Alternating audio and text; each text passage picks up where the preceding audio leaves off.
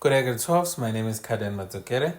I'm the author and publisher of the Distinction Bound Student Textbooks, and welcome to the last essay of for paper 1 under macroeconomics, which is essay number 6, discussing detailed reasons for international trade. Now, what you need to do with this one is the minute you get this essay, you must split it into two. You start with demand reasons, then you go to supply reasons. However, I want to show you something.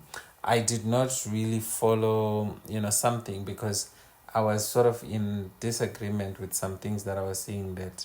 But when it comes to, so these, I put them together based on the exam guidelines. You see here, 2021 to 23, but we have extended this, so that's what we are currently using.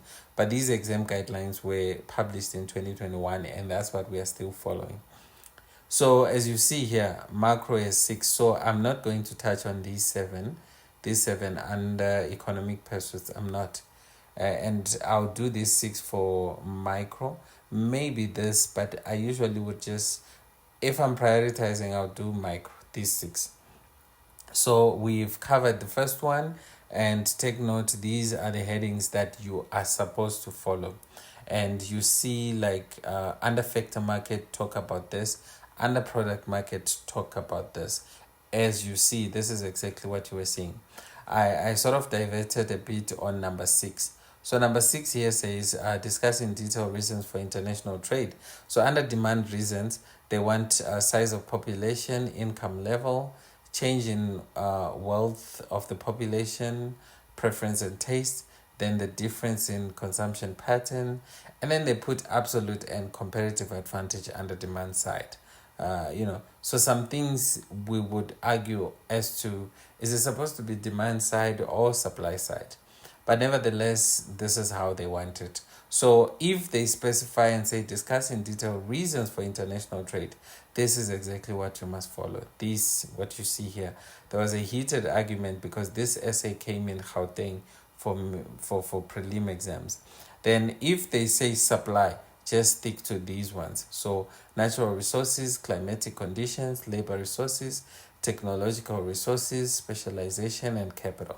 So just focus on this. Okay. So with that said, let's not waste time. You'll see that this one, international migration, is not there. If we look back, let me put it back. You see, you won't see international migration. Yes, we used to have it, but I don't know, for some reason, they are not addressing it. So don't talk about it. But when I come back now to our essay, I will just probably just talk about it. Right, so here are the demand reasons. Number 1, level of income. So income level, guys, think about it. It would, here what we're simply saying is, why do countries trade with one another? Why do you have to buy from Spain? Why does Spain have to buy from South Africa? What are the reasons? You realize that some reasons are demand and some are supply.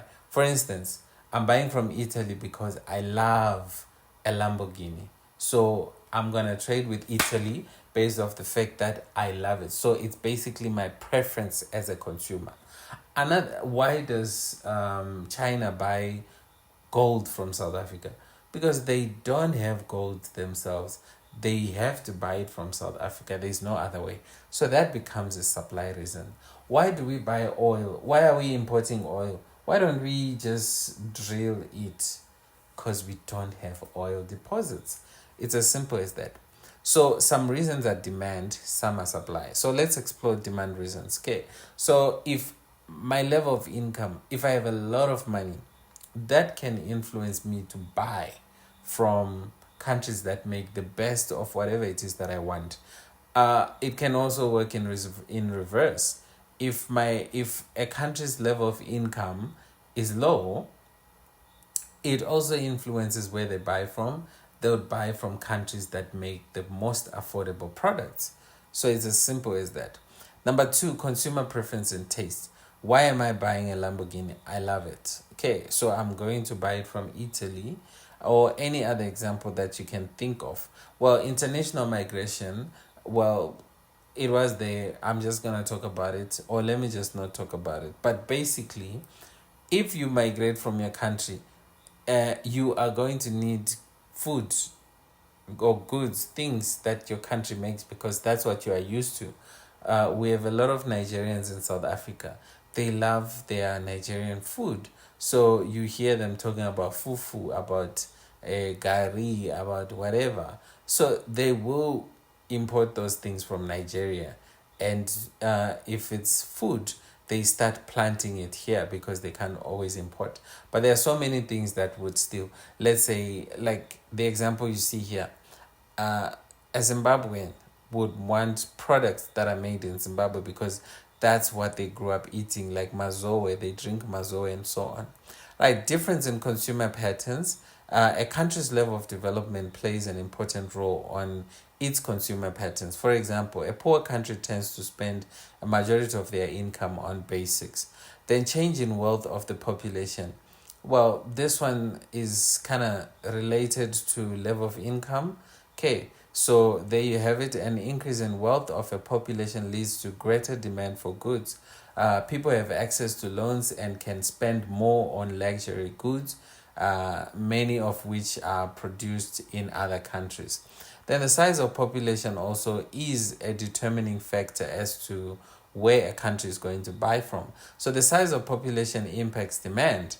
So when a country has a high population or low population, countries like Botswana, if their population is low but they have land, so they could be able, because of that, to produce way more than they need so they can export. So that presents us with an opportunity for international trade.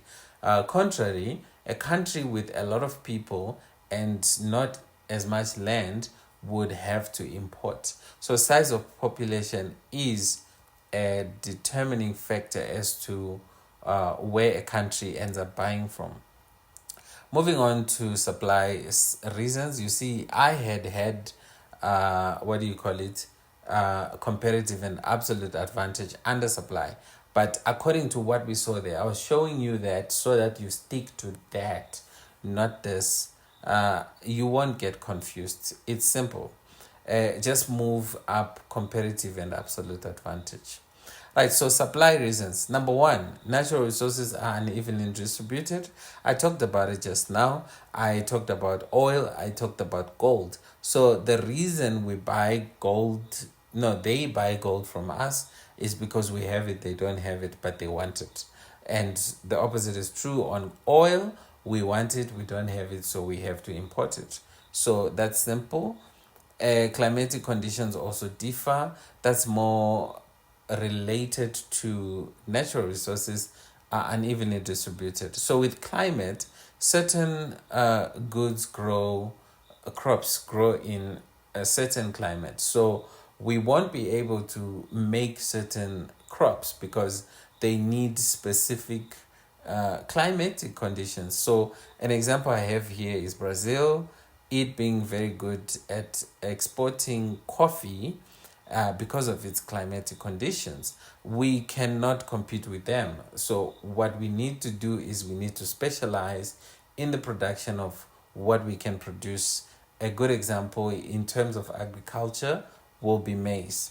And maize will do well in South Africa because of our climatic conditions. Right, then the next one is labor resources are unevenly distributed. Some countries have skilled labor, some countries have semi-skilled labor. So that presents with an opportunity to trade. So those countries that have highly skilled labor will be able to turn raw materials into something very, very precious, and then they can export that. So their ability to make things out of raw materials and our inability to make things out of raw materials is the reason why we mine, we send it to them, they process, we buy it back. So basically, labor resources are unevenly distributed. The next one is technology. There's a resemblance with labor resources because if labor is skilled, they will be able to make sophisticated technology. So basically, that becomes another reason. The next one is specialization. Well, specialization is shaped by these two principles down there, principle of comparative and a principle of absolute advantage. Okay, only see absolute. Where is comparative? Well, it should be there. Okay.